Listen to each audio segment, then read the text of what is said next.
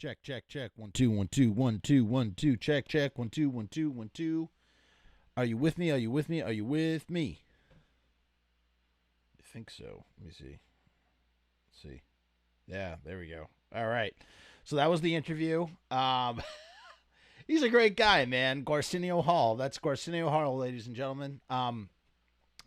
Yeah, really nice dude. Again, shout out to Garcinio Hall for being so giving of his time and putting on all that face paint. I specifically said, I was like, with the corpse paint, please. I'm sure, he's got to stay on brand no matter what with the face paint. I shouldn't have called it the ranch story, by the way, because that kind of, I should have buried the lead. It's a better surprise.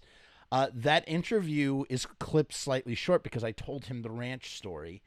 And it's a story that I don't really talk about publicly. I've talked about it a little bit with friends on the side, a little bit. But I was like, I've been wanting to do it on the show, and I've been like waiting, and it's been 7 years, and I just figured, and I'm really building it up. It's not that big of a deal at all. It's really, you're gonna probably hear it and go like, oh my god, like that's all that is. But for us Misfits nerds, for us. For a diehard Danzig fans, I think it's a pretty good story. It's a pretty funny story considering the cast of characters and what went down. Like I said, I told the story to Garcinio next, and he was thoroughly repulsed. Like, he thought it was funny, but he was also thoroughly repulsed at the story, at the situation, because of the well, I'll explain in a minute. And I just was like, I'm like, I feel like I could tell the story better. I want to tell the story better than it is in that interview. You can hear it when I upload it to the YouTube. You'll hear it the way I told him. Here is the story. The year is 2013. Danzig is doing shows with Doyle. They're doing, the standard Misfits set in the middle of the Danzig set. I mean, it really is the best way to see, Danzig, not to say that like, I personally, I'd love to see like a full Danzig show with a full Danzig set list. However, as just a diehard, huge, ginormous Misfits fan, I mean, what better way to like, you get warmed up with Tired of Being Alive or whatever, and then all of a sudden Doyle comes out on the stage, when he's doing those little, he's got his guitar, he's going, dong, dong, as he's marching around the stage. Glenn goes, Doyle! He calls him out, and Doyle comes out and stomps around, and they launch into the set. Steve on bass, Tommy on guitar, second guitar, Johnny on drums. I mean, it's perfect, man. It's just a perfect thing. So Danzig was doing a show with Doyle at the Roseland Ballroom in Manhattan. R.I.P. It was the last year of that venue's existence. And this was the last time Danzig was going to play it. Jeremy says he was at the L.A. show during the Legacy shows. Those Legacy shows were great, man. I love the Misfits reunions, but I love the fucking Legacy shows just as much because it's so great to see just like a slice of everything from Danzig to Samhain to Misfits. You really get it all, man. You get it all, and it's fucking cool. And it's truly a tragedy that he ended. I mean, I guess he did it right. He finished 30 bloody years of Samhain, and that's it. Samhain's done. However, I wish we could have seen a little bit more of that, especially when you have Steve in the band. I mean, it's just kind of a no-brainer. Tommy was perfect on guitar for those Legacy shows for Samhain. It was great. It was truly great. Anyway, back to the story. So, Roseland Ballroom. The year is 2013. 2013 or 2014? Might have been 2014. Wow. No, it was 2013. It had to be late 2013. So I was invited to the show by a gentleman who remained nameless. Invited me to the show. I was put on a guest list, so I got a badge, and I came Thank you. Jonathan says, we love your East Coast style of narration out here in California. All love. Thank you, Jonathan. That's so great. Jeremy says it was 2013. Okay, so it was 2013. I don't know how you know that, Jeremy, but whatever. It's 2013. New York. I have a badge. I'm on a guest list. And I'm at the show. I'm behind the scenes of the show. I've never had this experience before. It's really fucking cool. And I bump into two very familiar people there that I knew previously. One is someone I consider a friend, and one, I guess, an acquaintance, someone who I've, collaborated with in the past. Those two people were Sal B, was my friend, who we do rock and roll cooking together. So he was backstage. He was there because he's, buddies with Doyle. And as a matter of fact, this was before we did the Doyle episode of Rock and Roll Cooking. And he's also there with Dr. Chud. And Dr. Chud, this is, years before all the bad blood with Chud. Chud is, at the time, he's the drummer for Doyle. As a matter of fact, Abominator has not come out yet. So it had to be 2013 because Abominator came out in 2014. And they were doing the tour in 2014. So this was, I want to say this was the fall. This was the fall or late summer of 2013. They were gearing up. The the engineer for Abominator was also there, Nick. So I was hanging out with a little bit with Nick. I was hanging out with Chud, and I was hanging out mostly with Sal. And Chud is fucked up out of his mind. Sal's pretty drunk, I think. And Nick's just chilling. And Robbie says that's the show where they gave Danzig the briefcase of money from the door too, ? I remember Sal talking about that. I don't know. I never knew that. Sal never said that to me.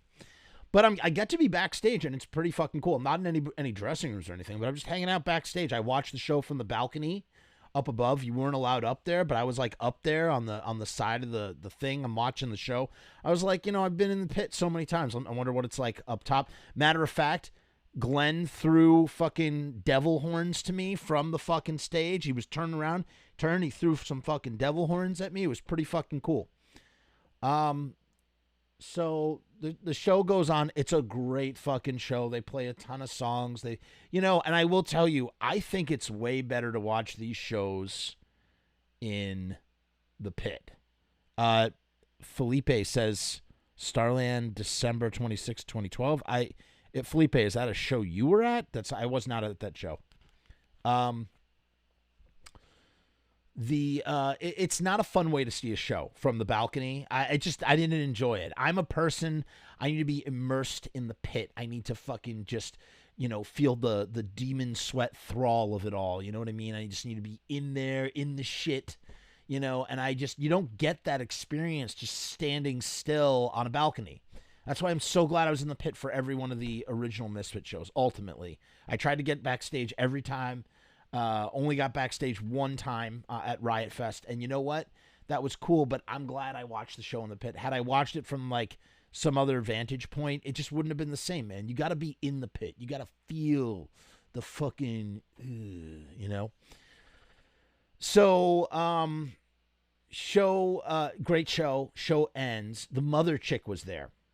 You remember the mother chick who's in the music video with Glenn Danzig for the song Mother from 1989 or 1988, whatever the original Mother video came out. She was one of the girls, and she came out of the woodwork around this time. Well, no, a few years before. She married Bobby Steele. Bobby Steele and the mother chick fell in love and got married. This is before Bobby wound up with Diana Steele, they are like the perfect couple, match made in heaven. I'm so happy for you, Bobby, that you guys found each other. So, because when they broke up, Bobby was bummed out, and it was like a really good thing. It was a really good thing that Bobby found Diana, I think. I just think it's just lovely, truly lovely that they are a match made in heaven. So the mother chick was there. She's trying to talk to Doyle, and she's dressed like Poison Ivy. She's wearing nothing, and there are these weird leaves like covering her tits, and she's just like naked. It's just a fucking weird ass situation. Robbie says married at Chiller Theater, then said she tried to kill him in Israel on their honeymoon. Yeah, the mother chick is a little crazy. And yes, they were married at Chiller, and I was with Dave Street, and we were sort of invited to the wedding. We did not go into the wedding. That was a very confusing situation. Both Dave Street and I were invited to this wedding at Chiller Theater. We did not wind up. Dave Street is the guy who wrote the insert for the horror business. He's a lyricist for the Undead and friend of Bobby. Yeah, they were married at Chiller, right? It was super weird. He was wearing a powder blue tuxedo, Bobby was, with a blue top hat. He looked like the third guy in Dumb and Dumber. Anyway, Lloyd, what the fuck was his name? There's Lloyd, and who's the other one? Jim Carrey is, no, Lloyd, and which one's Jeff Daniels? I don't remember his fucking name. Anyway, whatever, bad joke. Anyway, so the mother chick's there. She's trying to talk to Doyle. Doyle doesn't want to have anything of it. I did not talk to Doyle at all. I just was like walking around, man. Like, it was just super cool. I was mostly hanging out with Sal and Chud because I knew them and I felt comfortable hanging out with them, and just like, being backstage, I just didn't want to like look like a sore thumb. So it was easier to, yuck it up with these guys, even though they're just like, I mean, Sal is getting drunker and drunker by the minute. He's just fucked up, and Chud is like on another level. And you know what's funny? I'll never forget, someone was talking about this to me recently, but I'll never forget, Chud was trying to talk to Glenn at one point backstage. This was, I guess, afterwards. There was like this like green room sort of situation. Everybody's in there. I'm in a room with Danzig. I'm in a room with Doyle. Steve is over on one side. Couple of guys from Sardonica. Sal's there. And Chud, I forget, Chud's like trying to like say something to Glenn. And like Glenn looks so incredibly overwhelmed, like get this guy out of my fucking face sort of situation. But that was when like Chud was like, he was the drummer. I mean, he was a solid drummer, not solid drummer. He was the solid placeholder in the band Doyle. Like, he was the drummer at that time. So I guess he could kind of felt like he could do whatever the fuck he wanted. I don't fucking know. But and I remember Doyle was sitting at a table, full makeup. Everybody's taking pictures. I wanted to take a picture. I don't know. I felt overwhelmed. I had taken pictures with Danzig and Doyle previously. I just felt like I didn't need it. I don't know. I just thought it was cool to be there. I literally was just quiet, just watching everything. Yeah, thank you. Kenny says Harry and Lloyd and Bobby. That's what I meant to say. Harry from Dumb and Dumber. I'm just taking it all in, man. I'm just watching this. I'm literally looking over across the room, and there's Doyle sitting at a table, and next to him is Glenn, and they're just sitting there, and the room is full of fucking people. It just blew my fucking mind. And I watched people take pictures with both of them, and I was kind of like, oh man, I like wanted to go up there, and I just didn't. I don't know. It was fucking weird. I'm just sitting there, minding my own business, just sort of like watching everything. And you know what? I remember looking out the window, and I saw Paul Bazile, the guy who directed Living the American Nightmare. He was down in the alley, like looking up. I think he was waiting for Glenn to come out onto his bus or something. I don't know. Here is where the story really takes off, though. So we're having like a good time. We're just like hanging out. I had a great time that night. It was a lot of fun. I laughed a lot with Sal and Chud. It was a good time, all things considered. But the thing was, there was no water. Like, I was so fucking thirsty. I was screaming my lungs out, singing the songs. It was smoky backstage, where those guys were. Not the band, not the Danzig band, just whatever. The backstage area was like, there was like one tiny little green room, and there was a bigger green room, and they weren't green rooms at all. Then there's Danzig's dressing room, which is not to be disturbed at all. And I don't know where Steve or Johnny or Tommy's dressing room. I guess they had a separate dressing room, but I did not. Maybe it was that room. Maybe it was that other room that we were in at the end. And Doyle definitely had his own room somewhere. I didn't see where that was either. I'm trying to remember if I had said anything to Doyle that night. I don't think I did. No, I really don't think I did. No. So we're everything's just going around. I'm super fucking thirsty, like parched. We all are. Sal is parched. Dr. Chud is parched, and I believe it was Dr. Chud or Sal that were like, "Oh my god!" Like mentioned that that Glenn had tons and tons of Powerades in his dressing room, and we're like, "Well, let's just wait till he leaves, and we'll go in there and we'll drink Powerade, which is refrigerated. It's in a refrigerator." And I was like, and I think at one point I had walked past, there was like a long hallway, and I had walked past Glenn's dressing room. Dare not fucking go near it in any way, shape, or form. Door was closed at all times. He had that guy, Dave, the big guy, security guard. He was running to. He wouldn't have let anybody near that door anyway. But they were now. Everybody was now piled into this other room. Doyle he's doodling. He's doodling on a table. He's doing like a little doodle on the tablecloth. Him and Glenn both leave. The place starts to clear out. Chud, Sal, and myself wait around. And we wait, and it was like a secret mission, man. We waited. Everybody was gone, and we went into Glenn Danzig's dressing room. And it was fucking incredible because, like, there's a fridge. We open up the fridge. There's ice cold Powerades. We're just fucking crushing these Powerades. I mean, Glenn's gone by this point. He's never coming back to the place. I don't know what's going to happen to that stuff. I was really just following Sal and Chud's lead. You know, I was just sort of like the hanger-on guy experiencing this experience. We're drinking Powerade, and it just feels so good to like quench my thirst.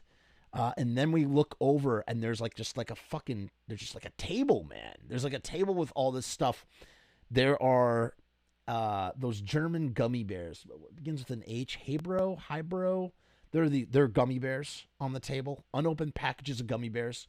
So I fucking rip that open. I'm eating. I'm like, and every time we open a thing or look at a thing, we're laughing about how this is Glenn Danzig's whatever.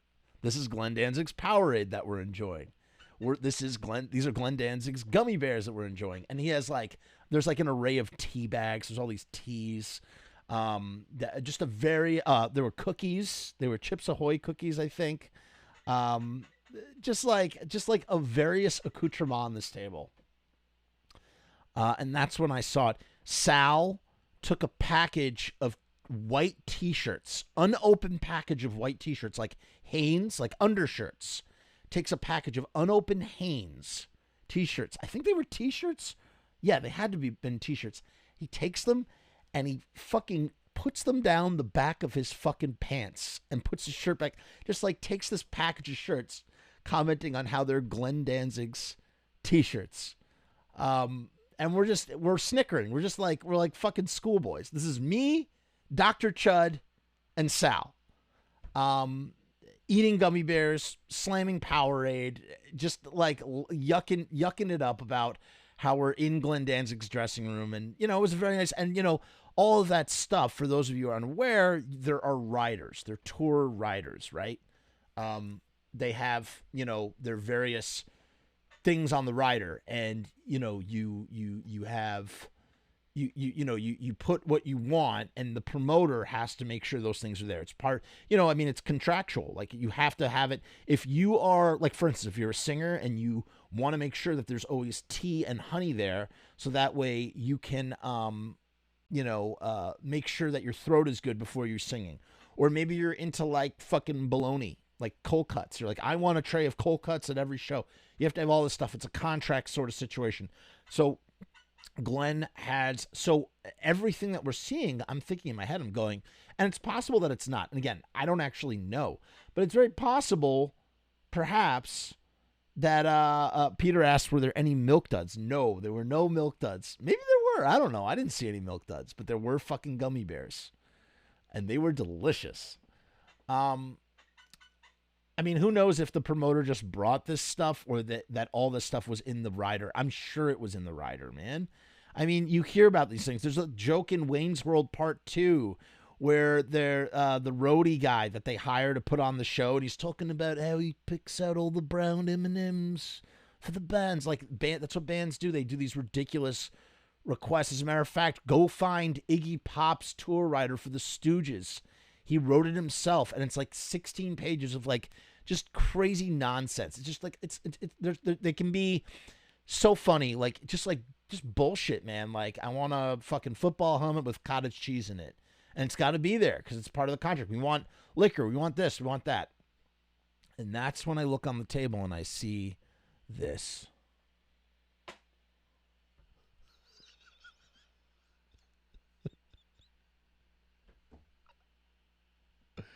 Wait, we gotta do the thumbnail. Oh shit. That's a good thumbnail. That's a thumbnail. That's when I see this. An unopened bottle of Wishbone Ranch dressing naturally helps better absorb vitamins A and E. See the back to learn for more. Great for dipping. The bolder, the better. And it was funny, Jordan, a.k.a. Gorsinio, there was he was talking about, he said something about Glenn Danzig's ranch would have, if that was really Glenn Danzig's ranch, it would have a fishnets. It would be in fishnets. And I was like, well, there is this hatch pattern, and yes, Rue, that's right. This was my souvenir. Here I am, a fucking diehard fucking Misfits Samhain Danzig fan in Glenn Danzig's dressing room. After he's left, I'm with the fucking drummer from the 95 Misfits and Sal B. I mean, what the fuck? Like, what a ridiculous fucking story. And I see a bottle of fucking ranch dressing unopened, and I'm like, that's mine. I'm taking this with me. This is my souvenir. This is the greatest souvenir. This was Glenn Danzig's ranch dressing. And as you notice, it's turned brown. You know why? Because this is from 7 years ago. The expiration date is June 17th, 2014. This thoroughly disgusted Garcia. He thought it was hilarious, but he was also grossed out that it was turning brown. And I said to him, I was like, you'll hear it in the thing. I was like, is there anything more perfect? I mean, is there anything more Glenn Danzig than fucking if he was going to eat, ranch dressing on salad that, obviously it would be fucking brown, be like dark, evil ranch dressing, Oh, Peter says, dude, could you imagine if he came back for it? Oh my God. We burst in the door. Hey, I left my ranch dressing up here. Hey, what the fuck are you guys doing? We would have died. We would have absolutely disintegrated. Jonathan James from California says he was at a party in LA at the Misfits show last year and said it was totally surreal.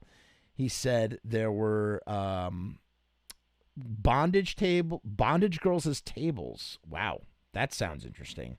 On all fours with ashtrays and drinks on their backs. Holy.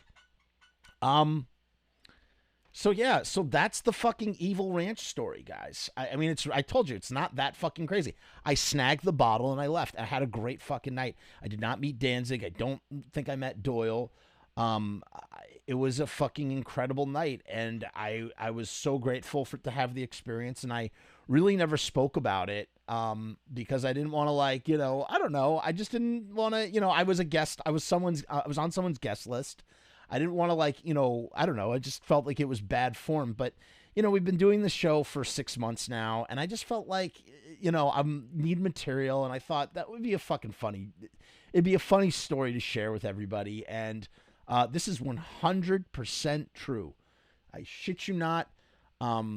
Salby and I have not spoken in a while, but I'm sure if you ask Salby, he would corroborate the story. Don't bother asking that fucking drummer, Chud, because he's a fucking lying sack of shit who probably wouldn't tell you the truth anyway.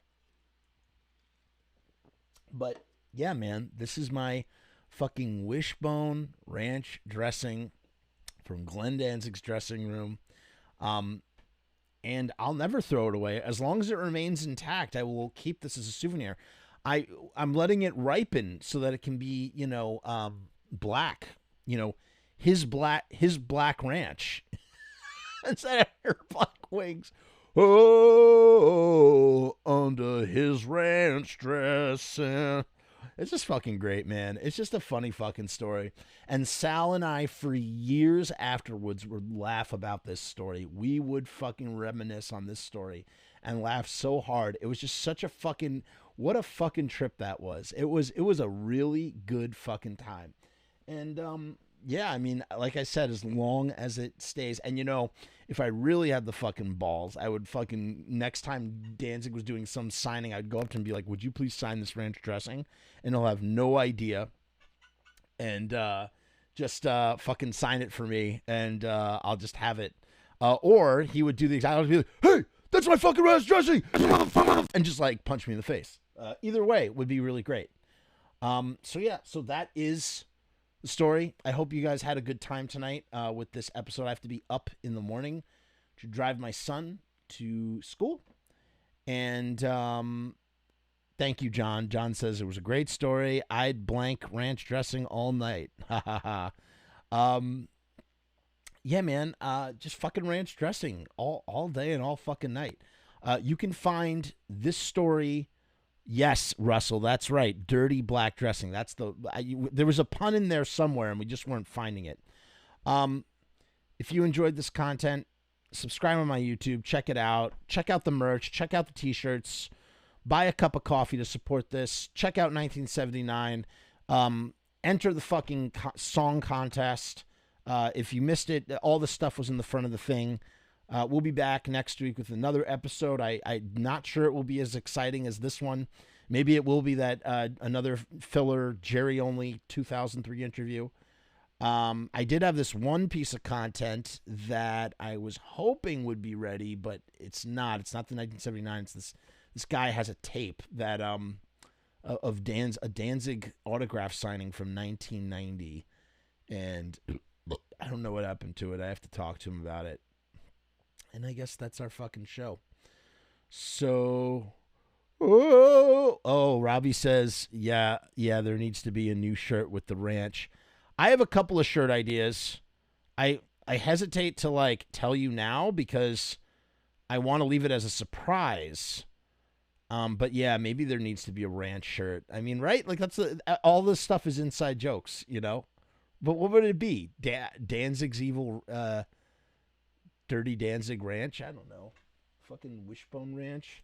Juju Bone Ranch! Holy shit. Juju Bone Ranch dressing. Instead of Wishbone Ranch dressing? I think that's it. Thank you, Rue. Thank you for tuning in. Thank you all for tuning in.